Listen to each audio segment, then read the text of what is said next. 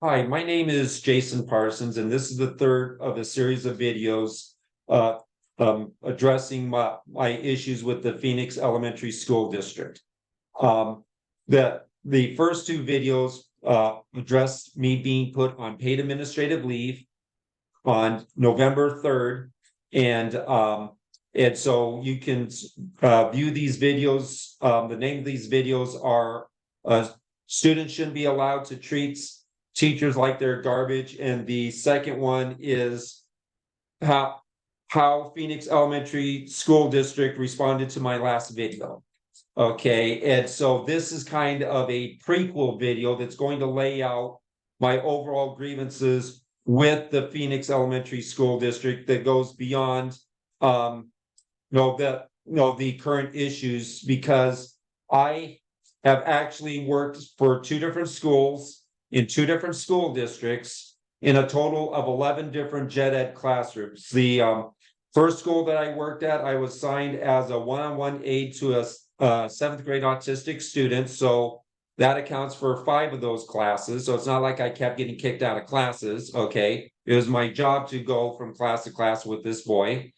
And then as far as at Emerson, some of my duties for a short time was working as an aide to Miss Mobley, the resource teacher, who provided in-class support to the middle school students, which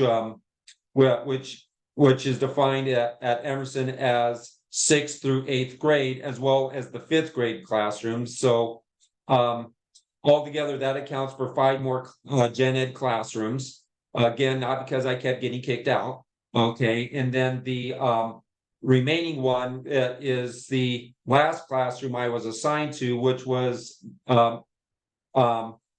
Miss Douglas's 4th grade classroom. Okay, and so these issues aren't about what's happening right this very minute. That these are systemic issues that I have seen in multiple classrooms, in multiple schools, in multiple school districts. Okay, and that these issues, if we're going to solve these issues, we need to treat these issues as such instead of trying to make it about that these current issues. And so go ahead and share my little outline here. Okay, and so when deciding what order to address these issues, I decided to start off with the issues I intended to save for last. The systemic issues in the autism self-contained classrooms. The reason being is because I don't want the parents of the gen ed students to think, well, this doesn't pertain to me because my child isn't autistic. Well, again, I've worked in 11 different gen ed classrooms. And so, yes, this does matter to you because of the issues I will be getting to later on. But the reason why I put these first is because they clearly demonstrate that I didn't come to Emerson Elementary to cause trouble. Okay. The first series of videos, Autism Ambassadors Corps, is one that I did with Adam Lovelady, who's now the master teacher of the Emerson Autism Program, and it showed that what kind of a visionary that I am as far as creating a program that brings parents, teachers, and autistics together, to discuss these issues so we can learn from one another, and other ideas that I have to better the autism community. Okay. And so at the time that I made this video, so that the series of videos was done from mid-January to mid-February of 2022. And I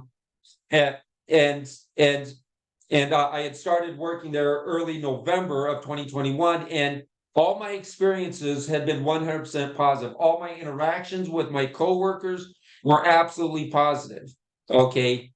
2 months after I made this video is when things started going awry, when two certain employees were okay. So basically, I live by what I refer to as the 80-20 principle, which I've mentioned in both of my previous videos, is that if you focus on developing your character, your knowledge, and how you present that knowledge, you can win over 80% of the people around you, at least enough to where you can gain their cooperation. Doesn't mean that they're going to necessarily agree with you, and they're actually going to take steps to support you, but they'll at least cooperate with you. Okay, and so the first 6 months I was there at Emerson, everybody that I worked with was in the 80%. Okay, the first time I had to work with 20 percenters, a couple of 20 percenters, actually 20 percenters, what was in March, and I had to work with them all at the same time. Okay, and I'm not going to reveal the names of these individuals. One doesn't work with the district anymore. The other two, that there's been enough progress, in my relationship with them, and also how they work with the autistic students that they're with, that it would be counterproductive for me to out them at this point in time.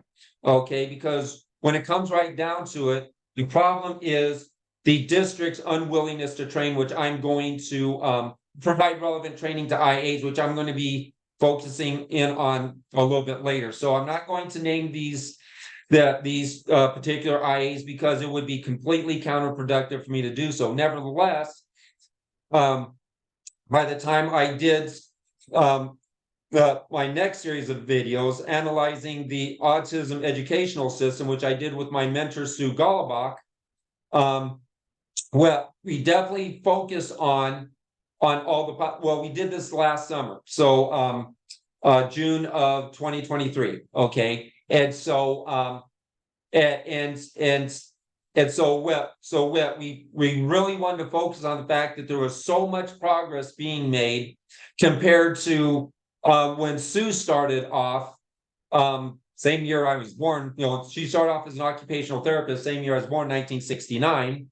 Okay, and the understanding of autism and how autistic students were treated, as well as how my experiences of growing up in the 70s and 80s, how I was treated as a undiagnosed autistic student.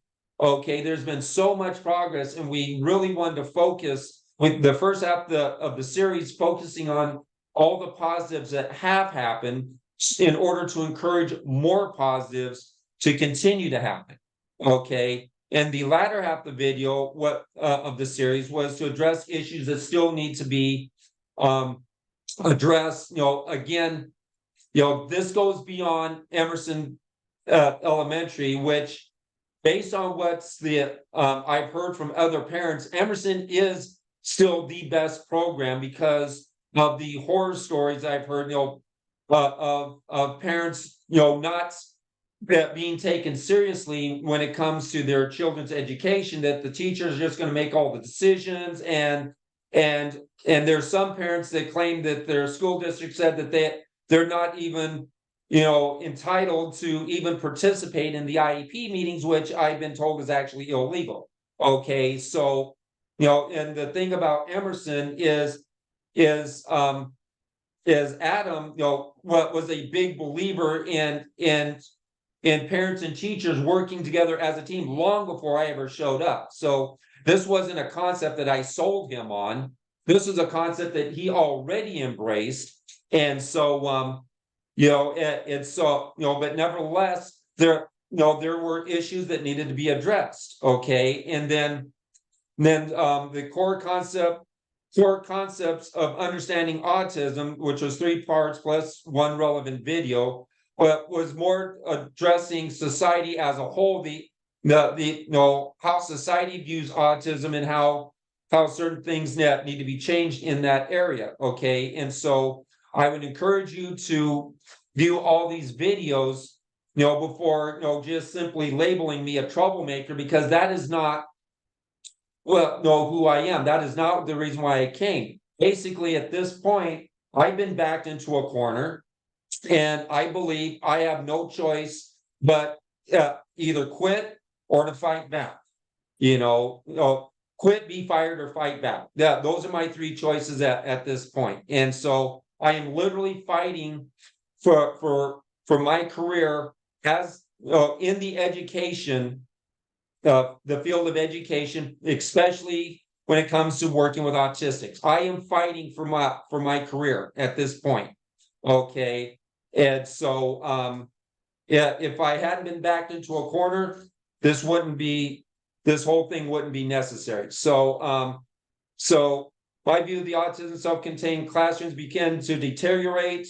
Um, yeah, in March of 2022, about 6 weeks after the completion of the first series of videos, and continues to deteriorate. Okay. And so the two biggest issues that I've seen is, as I said before, and also in the previous videos, is that the director of exceptional student services refuses to provide relevant training, and it's, oh, we can't afford it. It's like, okay, uh, I understand that if you're going to hire somebody with a master's degree to come and do the training, yes, they're going to demand whatever speaking fee that somebody with their credentials is going to demand.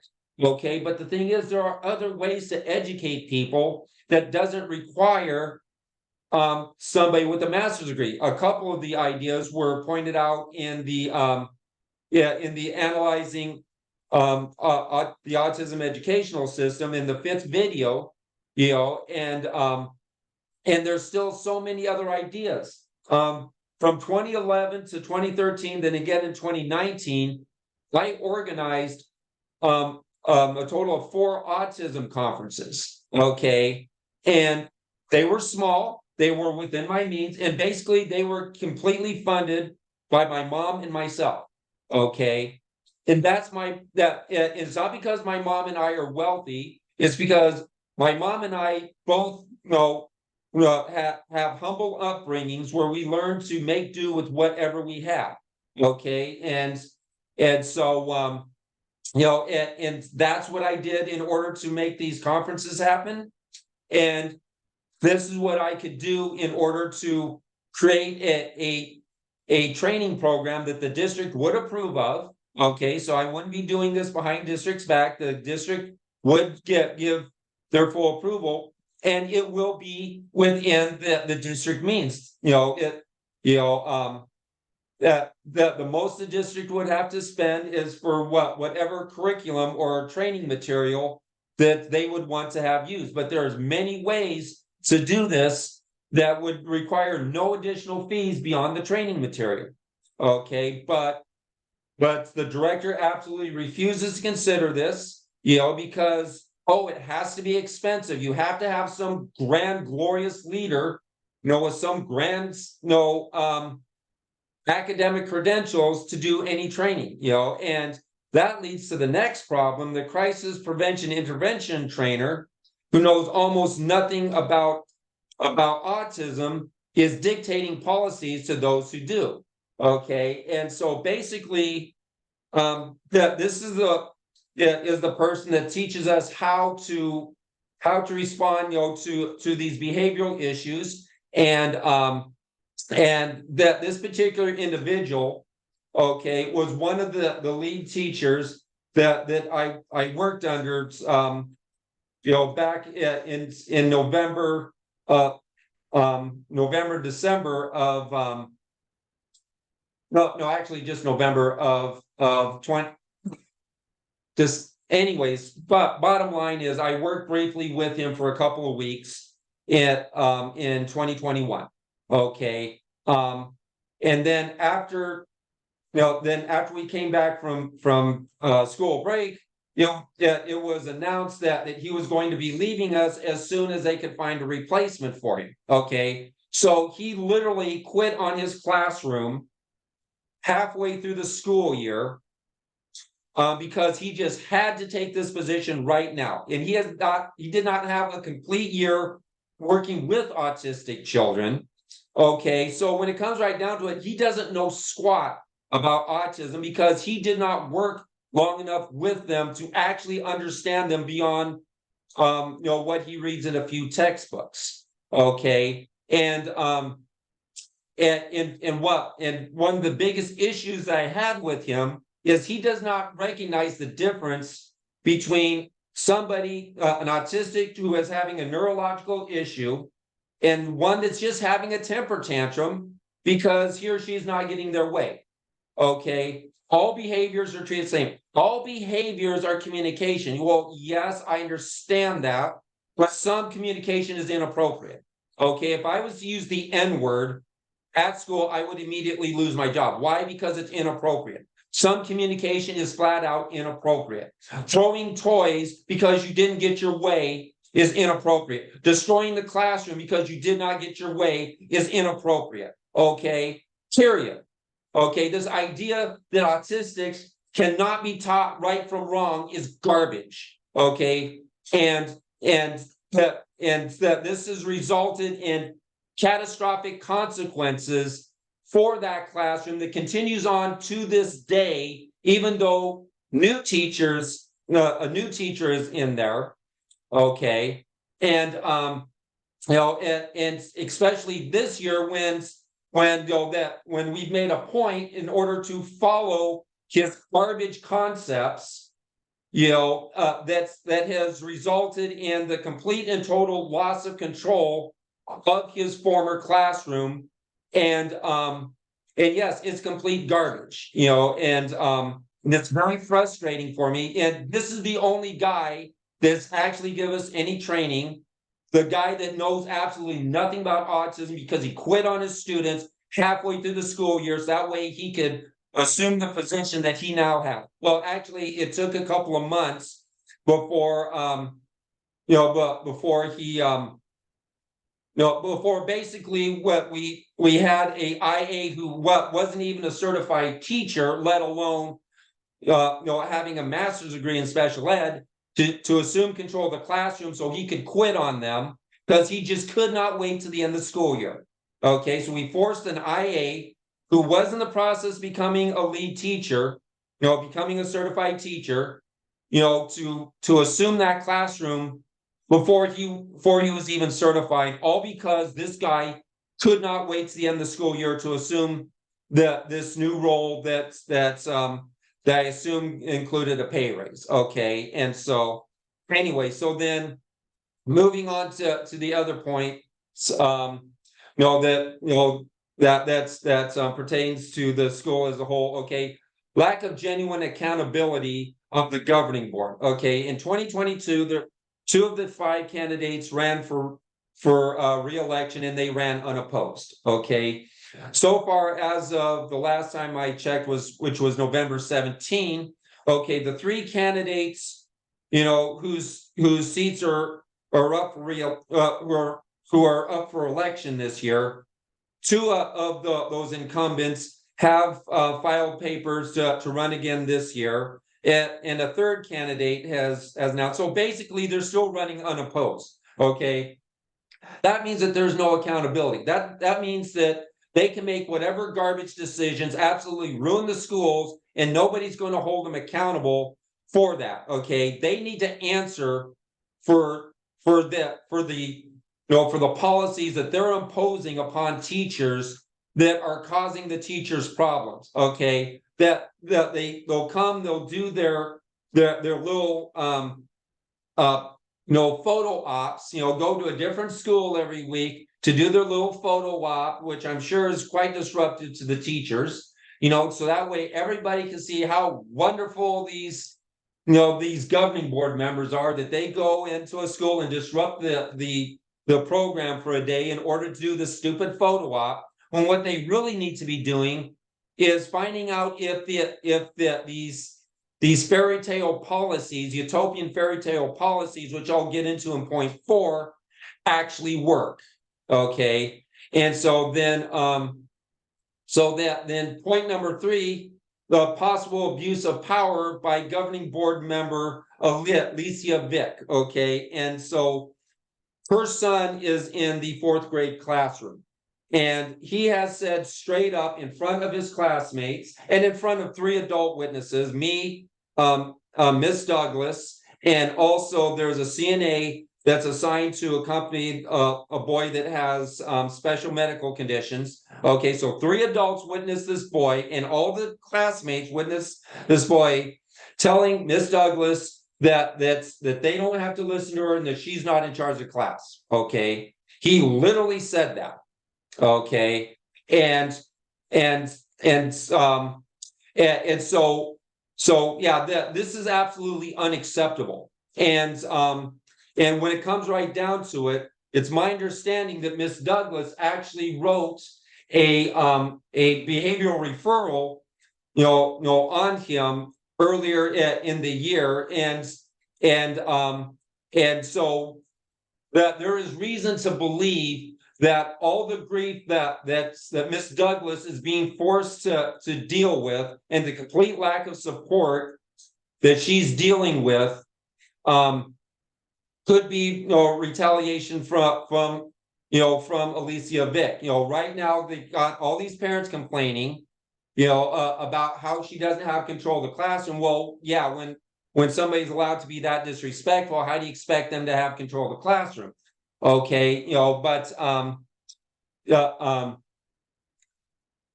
so shoot, I just talked myself into a corner here. Okay, so okay, so shoot, I just talked myself into a corner. Where was I trying to go with this? Okay, so here she's having to answer these parents, and from the text message I received from her a few days ago, when she was supposed to meet with the principal about these, the teachers union rep has stopped responding to her emails. Okay, not only did the union rep not show up to that meeting, but that rep also has stopped responding to her emails. So she is being hung out to dry based on the text messages I received from Miss Douglas. She is literally being hung out to dry by the teachers union. Why are they doing that? Okay, yeah, is it because of the fact that she wrote up Dr. Vick's son, for a behavioral referral, and that this is all retaliation, for her doing that? Okay, I can't say for a fact that this is true, but this needs to be investigated. Dr. Vick needs to answer for what's going on, whether or not she is corrupting, the system here. Okay, and so then moving on to point number 4. All right. Okay, so the district's response to criticism of their extremely flawed behavioral response plan is for the centers to comply with the program or quit. Okay, and so here's the thing, that they're not even open to discussion, having the people who are actually trying to implement their program to give them input on whether or not it's actually working. This is why I said earlier that they have this utopian fairy tale going on, that as far as how children are being worked with, how these behavioral issues being worked with, and they're not actually checking in with the teachers. They're not giving the teachers the ability to have input on whether or not this plan actually works. Okay, and so I've broken it down into 2 columns: modern concepts I agree with, and problems with taking these concepts too far. Okay, so I'm not talking about going back to the 1980s when I went to middle school and high school, in which at least one teacher every semester, on the first day of every semester, would pull the paddle out from their middle drawer and make it very clear that they had no problem using it if any children cross the line. Okay, I'm not saying that we need to go all the way back to that. Okay, because when it comes right down to it, like I said, maybe only one teacher per semester would do that, maybe 2 at the most. Yet all the teachers had the same ability to control the classes, and mainly because the the parents had our teachers back. Okay. And so if the teachers couldn't control the children would pay the price once they got home. Okay. That's ultimately the big difference between now and then is teachers are treated a lot like we're the enemies because, okay, yeah, there's a few bad apple teachers, so let's treat all teachers like they're child abusers, even though the vast majority are not. Okay. And so it's so the this out of the way. Okay. So modern concepts that I agree with: protecting children from emotionally abusive behavioral response strategies. Okay. Yes. The back in the 70s and 80s, yes, teachers use shaming in order to try to deal with what we now realize is my autistic behavior. Okay. And so yes, I definitely support the fact that's no longer allowed. However, getting back to these untrained IAs, a lot of these IAs do use shaming as a means of getting the autistic students to comply. And so that's the whole thing when we're talking about these IAs are untrained. Well, yes, they're violating some of the most basic principles for how to work with children. And so, anyways, problems with taking this concept too far is becoming suckers for any child who turns on the alligator tears when staff members stand up to their inappropriate behavior. And I have actually had students do that. Okay, yeah, and not just at Emerson. I had other places too, and yeah, it's absolutely ridiculous. Okay. Using okay, Juan Copset, I agree with using positive reinforcement as your plan A for encouraging positive behavior. Okay. And so I have two problems with this concept being taken too far. Well, actually, the first one is using this concept in an ineffective manner is using positive reinforcements, which may provide incentive to younger children, but older children are completely indifferent to. And so I'm talking specifically about the Eagle dollars, which are actually raffle tickets. If you have good behavior, then then the teacher gives you an Eagle dollar and she puts it in this little in some kind of a basket or container, and then that's taken up to the office, and then the next morning the principal draws 6 names out of the hat, or out of the big box, and and so it basically the prize is some type of candy. Okay, on the Friday morning drawing, sometimes they'll also include like action figures, something like that. But it's like, okay, yeah, that's something that provides incentive to younger kids. When you're talking about middle schoolers, that doesn't give them incentive. Okay, if you want to do something like this that's going to provide them with incentive, you need to give them actual dollars. Okay, play money isn't going to encourage 6th through 8th graders to behave themselves. Actual dollar bills, yeah, that might actually, if you believe that, you absolutely have to bribe kids into good behavior, but at some point in time, it's like, well, you need to do the right thing because it's the right thing to do. Okay.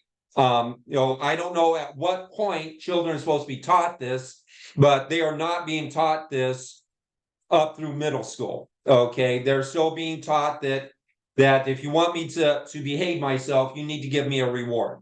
Okay. And so anyways, and so that then the second problem that I have with it is refusing to ever use negative consequences with children who refuse to respond to positive reinforcement as a plan B. Okay, again, my 80-20 principle, okay, is that you can gain the cooperation of 80% of the people. The other 20% are never going to cooperate with you. Okay, and as kids get older and older and older, they start becoming independent, start in all this stuff.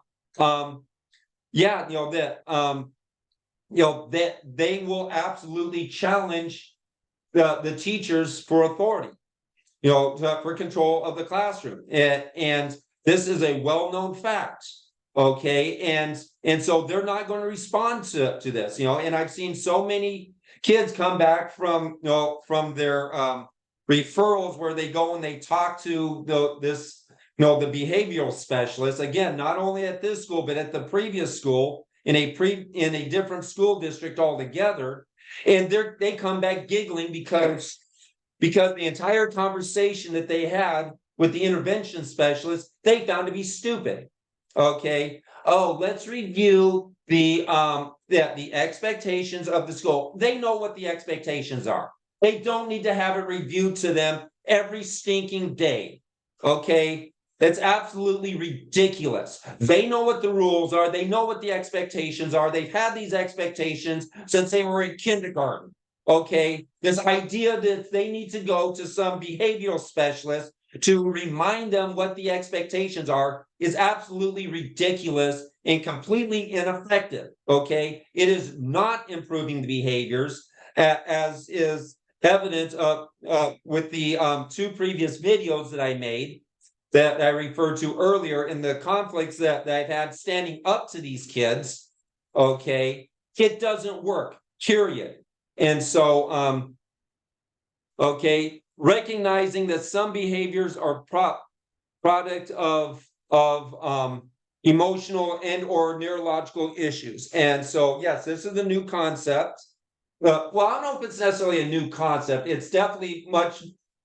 Yeah, it's taken into much more greater consideration. Okay, you don't know what these kids are being subjected to at home. Okay, and as well as other experiences that they might be having. And so, and some of these kids, yes, that they actually have PTSD from very bad experiences. Okay. And so I understand that you need to take this into consideration, but not recognizing that some of these behaviors are nothing more than temper tantrums. Okay, there's a big difference between a child who's having a genuine emotional reaction, or neurological reaction to whatever's going on, and somebody that's just having a temper tantrum because they're not getting their way. Okay, temper tantrums need to be treated as temper tantrums.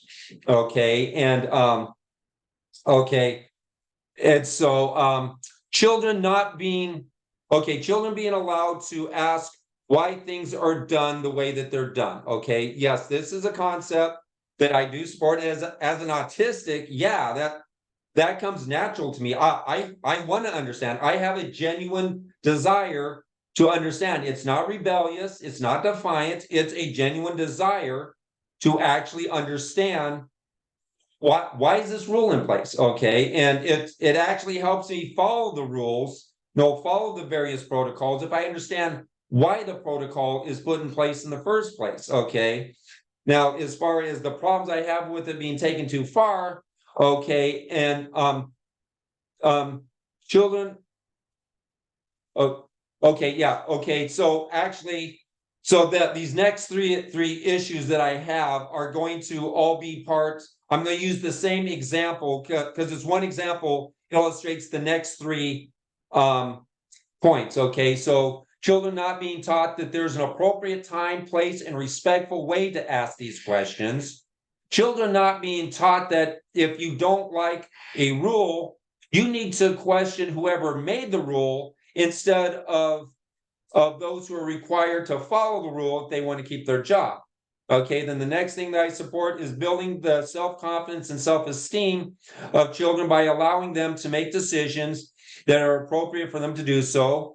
Okay, taken too far, children not recognizing that some decisions can only be made by adults who possess the cognitive development and life experiences necessary to make the right decisions. So, Dr. Vick's son, okay, when Miss Douglas, informed them that they were going to have to be doing this assessment test that is that is a state requirement, and so her son's like, that's stupid, we've already done it. Okay, and he said that loud enough for the, he didn't necessarily yell it out, but he definitely blurted out so it could be heard by most of the kids in the classroom. Okay, after all, he's a 9-year-old, he knows more about how things should be done than adults. And actually, he's not the only one. There's another girl there that has literally said students know more than adults. She has literally said that. Okay, the students are smarter than adults. Okay, and so so the whole thing is, Miss Douglas didn't make this rule. The governing board didn't make this rule. This rule was made at the state level, either by the state education department or by the state legislature, who every so often sticks their nose where it doesn't belong and starts dictating policies, to the educational professionals in order to win votes. Okay, so bottom line is, if he doesn't like this rule, he needs to take it up with the people that actually made the rule, rather than disrupting Miss Douglas's class by blurting this out in the middle of class. Okay, and then children should not be allowed to get away with telling their teachers that they're going to get them fired. I wasn't actually sure where to put this, but this is good enough place as any. Literally, Miss Douglas has been told that. Okay, I was also told that. Okay, these kids, if they don't get their way, that they literally threaten to get the teacher fired if they don't get their way. Okay, that is literally happening. Okay, and so this is complete garbage. And again, the teachers union, based on the text message I received from Miss Douglas, has abandoned her in this conflict with the students in her classroom. Okay, the students are allowed to get away with this. Okay, in this classroom in which one of the governing board members is a student. Okay, and this is completely inappropriate. And so it's my belief that instead of having a system created by those who are not confronted by the consequences of its flaws, it should be created by the most experienced teachers who have implemented these strategies on a daily basis. Yes, I do believe parents should have input in order to hold teachers accountable, but the final decisions need to be made by those who have to implement the program.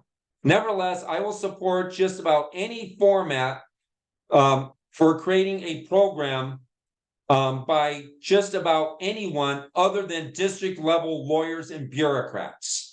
For more information, please do a YouTube search on the title of this document and watch the ongoing series of videos of my ongoing conflict with the district. You can also email me at aacphoenix@outlook.com. And so, and also you can find me at Indeed, on Indeed, Jason Bunn Parsons. I didn't have room to squeeze that in there, but anyway, so yes, you can also, find my Indeed account on, Jason Bunn Parsons. So please,